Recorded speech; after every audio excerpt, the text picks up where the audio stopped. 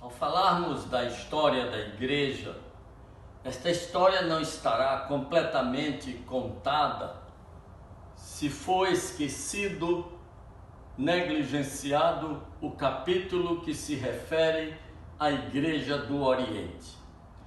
Num passado já relativamente remoto, houvera a cisão entre o bispo metropolitano de Roma e os demais bispos metropolitanos do Oriente, da metrópole Constantinopla, da metrópole Jerusalém, da metrópole Antioquia e da metrópole Alexandria. Estes bispos do Oriente não acataram a superioridade do bispo da cidade de Roma, que assumiu o nome de Papa e ficou à frente da Igreja do Ocidente, que vai se chamar Igreja Católica Romana. Esta separação vai ficar definitivamente consolidada, formalmente consolidada, no ano 1054. A Igreja do Oriente está oficialmente, formalmente, para todos os sentidos, separado da Igreja do Ocidente, Igreja Católica Romana. Não vamos repassar tudo o que nós já vimos, vamos fazer tão somente uma sinopse dos principais movimentos que resultaram nas igrejas que nós temos hoje. E temos que começar pelo ano 1054, quando definitivamente a Igreja do Oriente separou-se da Igreja do Ocidente. E a Igreja do Ocidente, sob o domínio do bispo de Roma, passou a se chamar oficialmente Igreja Católica Romana. A Igreja do Oriente, predominando aqui nesta parte mais a leste, ficou sob o domínio do patriarca de Constantinopla, onde hoje é Istambul. Esta Igreja do Oriente, em alguns aspectos, era muito diferente da Igreja do Ocidente. Por exemplo, eles não admitiam a venda de indulgências, eles não admitiam esta supremacia do clero, embora eles advogassem que o intermediário entre o homem e Deus era a igreja. A sua liturgia era mais carregada do que a liturgia da igreja ocidental. Havia mais adoração a gravuras, eles não usavam imagens de escultura, mas muitas gravuras. Havia muito misticismo entre o povo e esta igreja, ela não prosperou, ela ficou estagnada na sua forma e na sua doutrina desde o século VIII. E quando chegou no século XI, XII e sobretudo o século XIII, por causa da invasão da Mongólia, do Império Mongol, esta igreja foi dizimada aqui no Oriente, permanecendo alguma coisa apenas na Síria e na Pérsia. Então, a maior parte da Igreja do Oriente vai sucumbir ao ataque do islamismo e ao ataque do Império Mongol. Resta dela o que sobrou de mais importante dela é a conhecida hoje como a Igreja Ortodoxa Grega. Embalado pelo sentimento de nacionalismo, surgem personagens que concentram este sentimento e o conduzem na direção de uma reforma religiosa. Entre eles, nós temos João Wycliffe, na Inglaterra, no Reino Unido.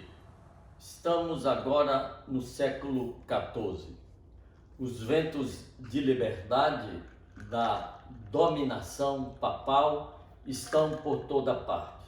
Não é apenas uma questão de religião, mas, sobretudo, uma questão política. Os governantes da Inglaterra, França, Espanha e demais países perceberam que a ingerência deste Papa era excessiva em todas as nações. Então, o sentimento de nacionalismo preparou o terreno para as reformas protestantes. E nós vamos destacar agora o papel de John Wycliffe. John Wycliffe na Inglaterra, Reino Unido. Destacado professor de Oxford, também sacerdote, numa pequena chamada Lambeth. Este professor e sacerdote insurgiu-se de frente à autoridade papal, negou a autoridade papal, afirmou a autoridade da Bíblia. Ele traduziu a Bíblia para o inglês e colocou a Bíblia nas mãos do povo da Inglaterra. Era um grande pregador e ele influenciou vários outros professores e alunos de Oxford e o povo comum da paróquia e formou um grupo de pregadores que iria espalhar o evangelho pelas estradas, pelos campos do Reino Unido, que ficaram conhecidos como sacerdotes de pés descalços, sacerdotes pobres, também conhecidos como irmãos Lollardos. Estes irmãos Lollardos vão ser responsáveis sobre a influência de John Wycliffe pela evangelização da Inglaterra. O próximo reformador é John Huss, que foi influenciado por John Wycliffe. John Huss, da região da Boêmia, 1373 a 1415. John Huss também era um homem de universidade, destacada influência na Universidade de Praga, também se tornou sacerdote, sofreu a influência de John Wycliffe e foi excomungado pelo antipapa João 23. João 23, o antipapa, não João 23, papa. Porque havia os antipapas, que eram papas meia boca, que se autoproclamavam papa sem ser papa. Então, este antipapa João 23 vai excomungar John Huss e ele vai ser condenado, ele vai ser excomungado. Ele pregava a autoridade da Bíblia sobre a autoridade do clero. Ele negava a autoridade do Papa. Foi condenado à fogueira e foi morto. Após a sua morte, surgiram, inspirados nele, os chamados Irmãos Boêmios, que foram responsáveis pela implantação do Evangelho aqui na região da Boêmia, esta parte mais ao leste, mais ao oriente da Alemanha. Toda esta região, chamada região da Boêmia, foi conquistada para Jesus pela influência de João Hus, através dos irmãos boêmios.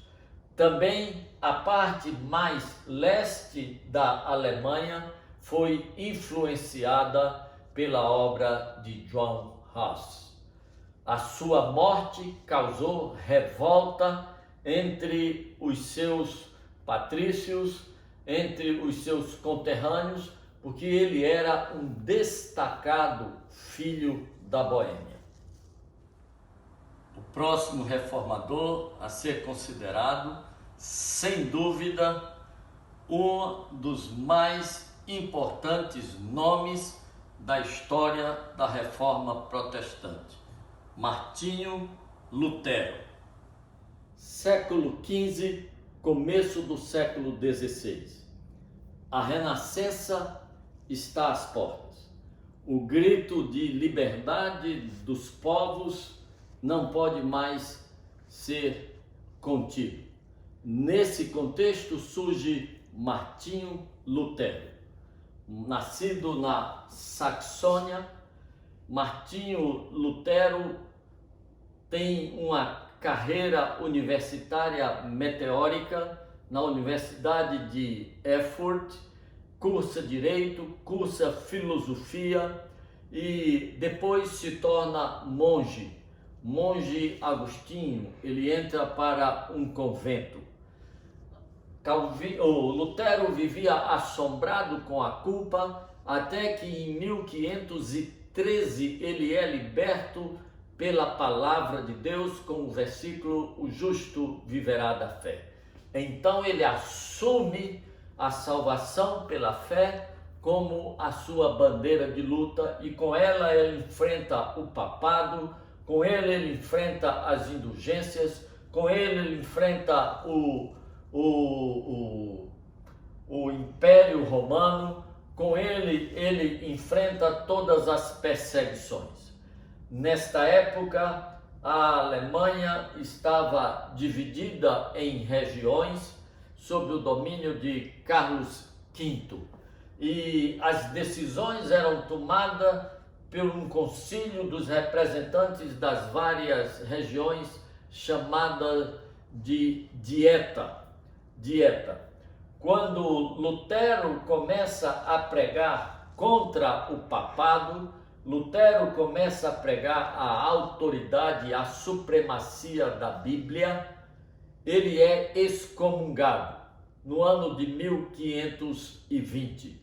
E a partir daí ele intensifica o seu trabalho, traduz a Bíblia para o alemão, ele é auxiliado, o contemporâneo de um homem chamado Melanchthon, e eles vão difundir a fé evangélica por toda a Alemanha. E vão difundir esta fé evangélica também por toda a região da França, da Hungria, da Polônia, dos Países Baixos, da Escandinávia, vai chegar a sua influência à Espanha e até mesmo à Itália. Sem dúvida nenhuma, foi um dos personagens, uma das influências mais poderosas, mais produtivas da Reforma Protestante. A palavra protestante, ela vai vir de um protesto dos seus seguidores a uma dieta que foi feita, decidida, chamada a dieta de Spira. A população, os seguidores de Lutero, insurgiram-se contra o que estava determinado nesta decisão do concílio, e daí veio o nome protestante. O nome protestante não vem das 95 teses que ele vai fixar lá na porta da Igreja do Castelo. O nome protestante vai vir depois pelo protesto contra o que ficou decidido na Dieta de Spira. Portanto, Lutero influencia praticamente toda a Europa com a sua pregação. Próximo reformador, Ulrico Zwinglio. Estamos na Suíça, no ano de 1484, até o ano 1531 ele viveu. Foi um homem das letras, um homem das universidades. Ele cursou a Universidade de Viena e da Basileia e depois tornou-se sacerdote. Ele não tinha uma vocação sacerdotal muito clara. Ele entra para o sacerdócio tardiamente, muito mais pela influência de clérigos que havia na sua família.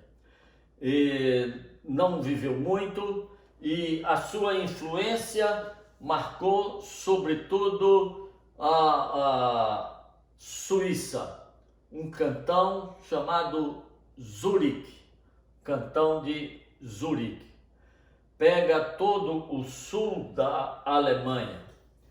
É com Zwinglio que as igrejas vão receber o nome de igrejas reformadas, pois, diferentemente de Martinho Lutero, ele não preconizava apenas uma reforma doutrinária, não preconizava apenas o sacerdócio de todos os cristãos, a salvação pela fé, não a autoridade papal, mas ele pregava contra todo o sistema católico romano.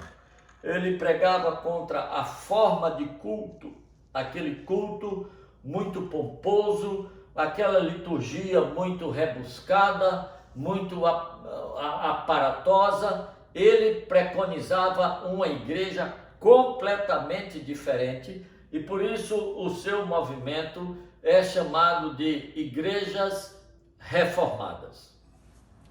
Próximo reformador, outro dos mais destacados do movimento, João Calvino. Século XVI, começo do século XVI, a Renascença já manifesta os seus efeitos.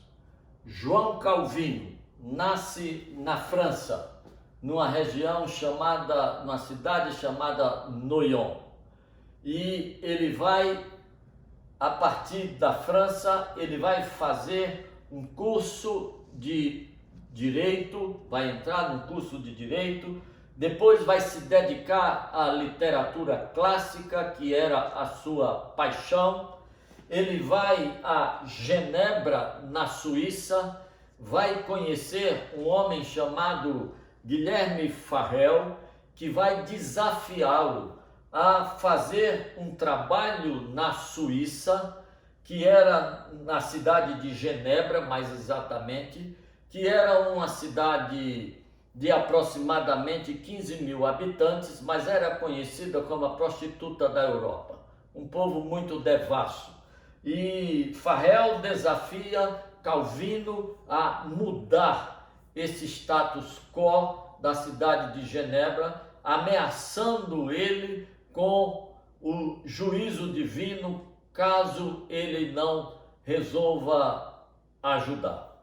Ele vai passar um tempo em Genebra, depois vai ter que sair de Genebra porque praticamente fugiu, as pessoas se insurgiram contra ele, contra Farel. Ele vai passar 3 anos em Estrasburgo e depois ele volta outra vez para a Suíça.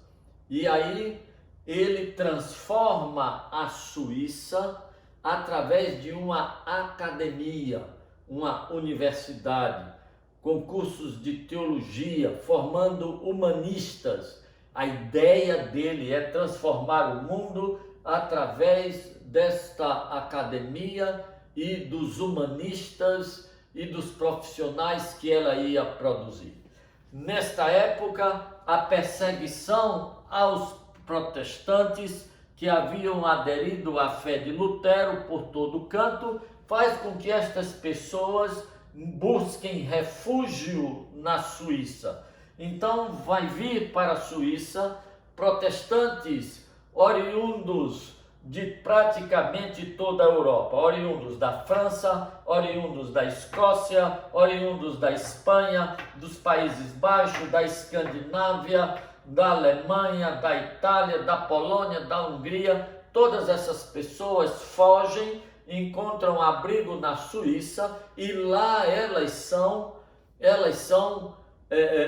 transformadas ou são apresentadas à doutrina calvinista.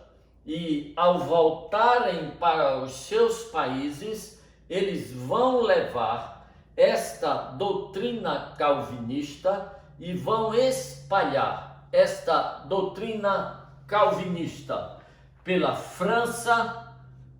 Calvino foi o grande responsável pela evangelização, pela Igreja Reformada na França, que depois será continuada pelos huguenotes. Isso aí já é outra história. Ele vai influenciar um homem chamado John Knox, que vai trazer a doutrina reformada com o nome de presbiterianismo aqui para a Escócia. Ele vai influenciar as igrejas dos Países Baixos, a igreja da Holanda, igreja da Escandinávia, a Alemanha, a Itália, Hungria, Polônia. Tudo que havia sido influenciado pelo luteranismo está agora tendo outro banho de evangelho, agora através da doutrina reformada ou doutrina calvinista. Portanto, o alcance da doutrina calvinista, da igreja calvinista, é quase tão extenso ou tão extenso quanto o da igreja luterana. Durante a época de Zwinglio, houve uma tentativa de aproximação entre a igreja luterana e a igreja reformada. Eles chegaram a se reunir várias vezes e chegaram a concordar em 14 pontos doutrinários. Divergiram num único ponto doutrinário, que foi a doutrina da transubstanciação. A igreja luterana acreditava na doutrina da transubstanciação, a igreja reformada pregava que o pão continuava a ser pão, o vinho continuava a ser vinho e era apenas memorial. A presença de Jesus é apenas espiritual. Como não houve acordo nesta questão, estas duas vertentes permaneceram separadas. Esta igreja calvinista vai influenciar a igreja da Holanda. Vai surgir a grande igreja reformada da Holanda, e a partir da Holanda vai surgir a igreja reformada da América. É da Holanda que vão vir os missionários que vão trazer o presbiterianismo para a América. Mas já é outra história. Queridos, nestas últimas 8 semanas estivemos estudando história. E quem estuda história tem que ter em mente que história é feita de diferentes versões. Quem conta um conto, aumenta um ponto, diz o ditado popular. De modo que isso que eu estive apresentando para vocês é uma versão da história da igreja. Segui o livro de Nicholas Hastings porque eu acho muito didático, mas existem maneiras um pouco diferentes de descrever estes fatos. Mas o fato principal é que pessoas deram a vida para que a palavra de Deus ganhasse o seu lugar de destaque na vida da igreja cristã. É a palavra de Deus, a autoridade para estabelecer o caminho da igreja, para dirimir as crises da igreja. É a palavra de Deus que formata a doutrina da igreja e não o contrário. Não terá valido a pena para estas pessoas perderem a vida por uma igreja onde a palavra de Deus não tem o seu lugar justo e destacado. Você é cristão? O que é a palavra de Deus para você? Responda depois de dizer que espaço a palavra de Deus tem para a sua vida. Que espaço a palavra de Deus ocupa no seu tempo? Quanto do seu dia é dedicado a aprender a palavra de Deus? Sem a palavra de Deus, não há a menor diferença entre a igreja de hoje e a igreja do período das trevas. A igreja da superstição, a igreja da ignorância, a igreja da idolatria. Sim, porque se não tem a palavra de Deus para dirigir os seus passos, o Deus que você adora não é o Deus da palavra. E se não é o Deus da palavra, é um ídolo. Talvez não de pau, de pedra, de bronze, mas é um ídolo. Pior do que o de pau, de pedra e de bronze, porque aquele tem olhos, mas não vê, tem boca, mas não fala, tem mãos, mas não apalpa, tem pés, mas não anda. Mas os ídolos, que não são feitos de pau, de pedra, de barro, são feitos de ignorância bíblica. Os ídolos que são construídos a partir do achismo teológico, que eu chamo de adivinhação teológica, estes ídolos são mais perigosos, porque esses ídolos pensam como eu penso, querem o que eu quero, gostam do que eu gosto e têm a minha cara. Venha para a Bíblia, querido. A Bíblia foi a razão de ser de tantas pessoas terem morrido na fogueira. A Bíblia é a única regra de fé e prática. A Bíblia é o único livro que conta a verdadeira história de Jesus Cristo, que traz as verdadeiras promessas de Deus, que coloca os mandamentos inalienáveis de Deus, que descreve Deus do tamanho que Ele é. Que Deus te abençoe e te faça um apaixonado pela palavra de Deus.